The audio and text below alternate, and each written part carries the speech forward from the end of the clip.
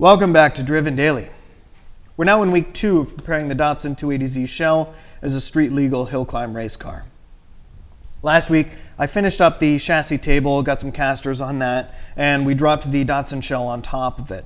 We leveled it off as much as we could and wheeled it over next to the welder. This is where the project starts to get exciting, because now I'm going to start bending some tubes, and hopefully, if everything looks good, I can start tack welding it together, and it'll start to look like a race car. Now that I have some tubes mocked up in the car, I need to start coping them. And coping is the process of cutting away material so that you get better surface area between two different tubes. They can be called miter cuts or they can be called fish mouths. There are several terms that people use, but I like the term coping. That's what machinists say, and they know best. So if this were my main hoop and this were the diagonal that needs to connect one corner of the main hoop to the other corner, you can see there's not much surface area there. And in order to get more surface area, I'm gonna have to cut a fair amount of this out for, let's just say, a 45-degree angle in this case. So what I've done, instead of buying expensive tools, is I've cut out some patterns from online. And that's just a simple PHP program that lets you put in your values for the tube that you want and the angle that you want, and essentially cut it out. And then you cut the metal along the dotted line. You tape this or glue this on. And when you're done, the two tubes should fit pretty much perfectly into one another. And then you get surface area the whole way around. You can get good penetrated welds. And that's exactly what I need. Even just for mock-up, I need to make sure that these fit pretty much perfectly before I even start welding. So, I have some more patterns here. I'm doing 45 degree, 70 degree, and 90 degree because those are the most common that I've used in the past. And they'll at least give me a benchmark against which I can compare. The first of the considerations that I had for the main hoop was the diagonal and where the X actually is on the car. So I want to make sure that I can see out the rearview mirror because this is a street car. And I need to make sure the X is actually low enough such that it's not in the way of that rearview mirror. My second consideration with the main hoop is the angles that the X-brace are intersecting on. So the center needs to be a 90-degree angle in every direction in order to be able to taco gusset it correctly. The outside angles should all be 45 degrees because the sides are 90 degrees, they're verticals, and the top is horizontal, 90 degrees again. So between the two of them, it should be a perfect 45-degree angle, and then a perfect 90-degree angle, and then a perfect 45-degree angle.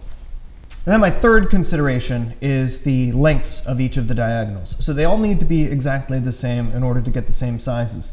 And I found one of the problems with the original main hoop that I had bent is one foot was just slightly too close to the other. So it had been bent in, it hadn't quite gone far enough out.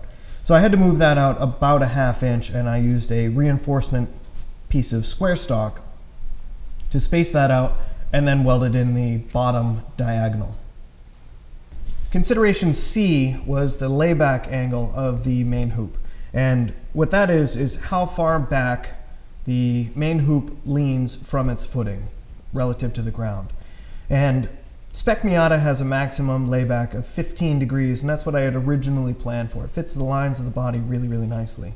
However, I started looking at Formula FIA's specifications, and Formula FIA is pretty specific and pretty rigorous requirements, but they fit almost every sanctioning body in the US, and I may want to do more than just hill climb with this car at some point. So I decided I'd just stick with their regulation of 10 degrees and lean it forward a little bit.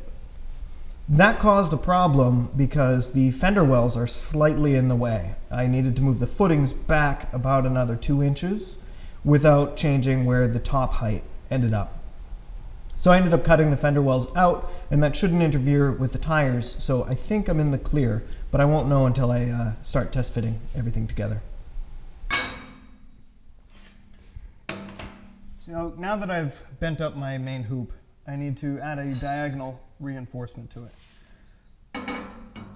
The plan is to add 2 diagonal reinforcements, but this first one is going to adjust where this corner is. So I want to make sure this is about the right size, and I'm shooting for a 45-degree angle on both sides. There we go.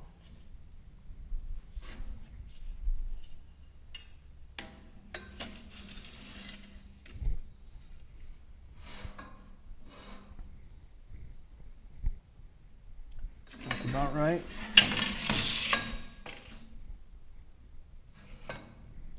And that's about right. And I want this top corner to be closer to there.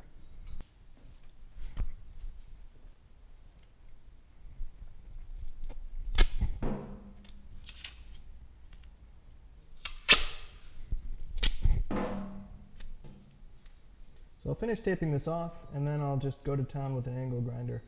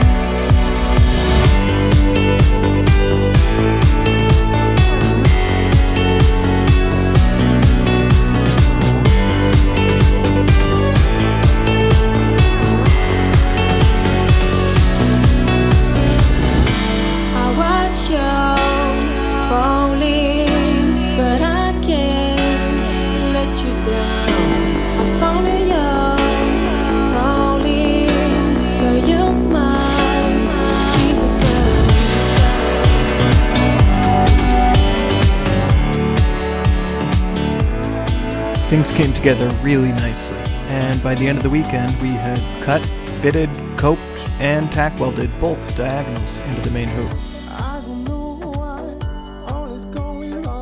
We were so far ahead of schedule, we decided to tackle the next leg of the project. Now that the main hoop's in place, I need to start fitting the A-pillars. And the A-pillars that I bent were guesstimates at best as far as the measurements go. So if it fits, I'll be very surprised. But this will give me a good baseline as to what modifications I need to make for the version 2 of the A-pillars before I weld them in.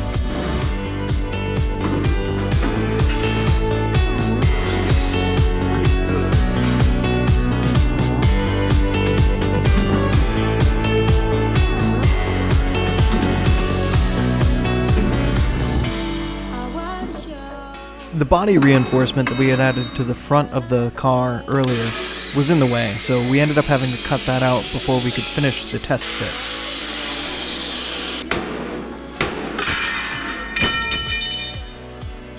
Once the test fit was done, we found that some of the angles were off by a lot.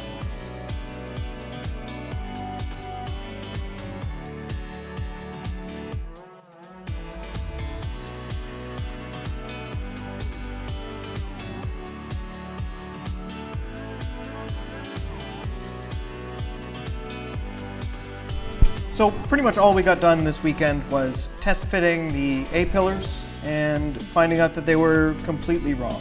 I did a bunch of new math and found out, I think I've laid out exactly what those measurements need to be so that I can start bending up some new tube, but I'm not going to get to that this weekend. That'll be a project for the week and next weekend. So while we don't have much to show this weekend, all this prep work is coming together really nicely, and we'll have some real progress, hopefully in the next week or maybe 2 weeks to show. Thanks for watching. See you next episode.